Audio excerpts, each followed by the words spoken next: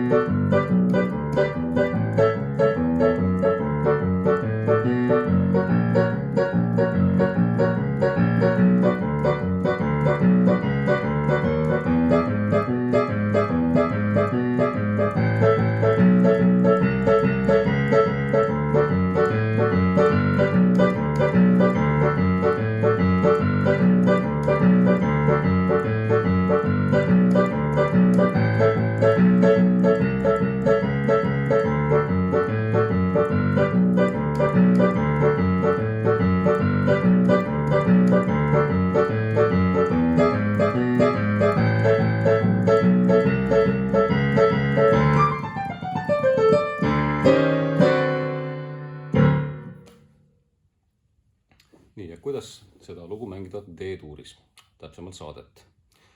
Esimesed akordid olid A13 ja Bes13 ja neid saab siis mängida nii.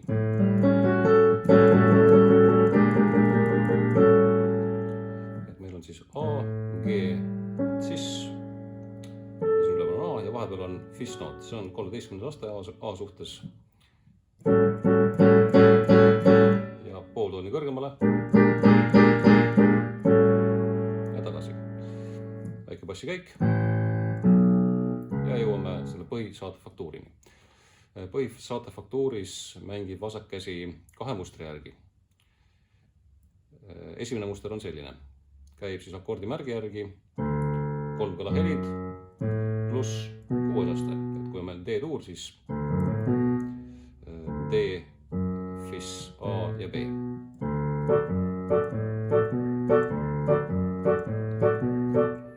Ja nüüd rütmiline mõtlemine selles saate faktuuris on 3-le jagunev.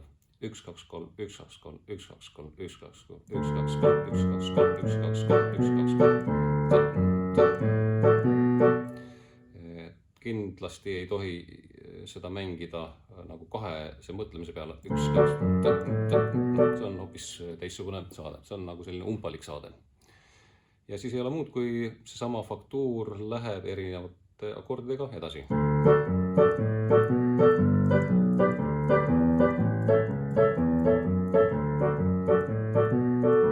Sama asi kordab.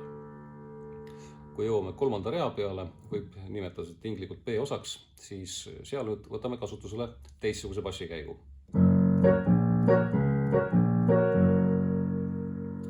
Ja seal mängime siis puhast 3 kõla üles-alla. 6. aste siia väga hästi juurde ei sobi. Fis-tuur ja B-moll.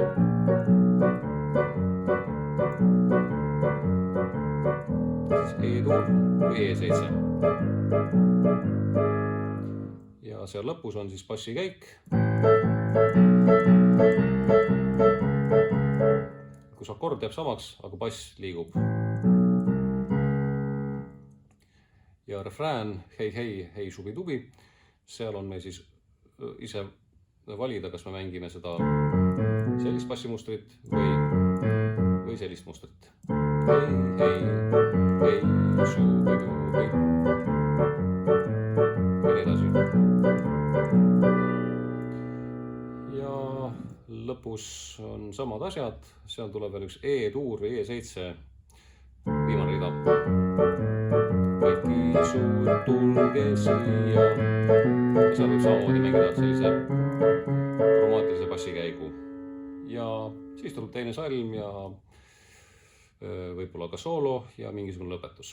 Ja kes soovib, võib näiteks sellise käigu sinna lõppu ära õppida.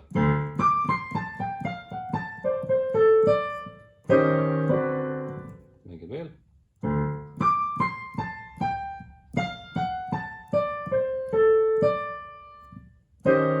Ja lõpetan siis kahe akordiga, see on nüüd S13 ja see on D13.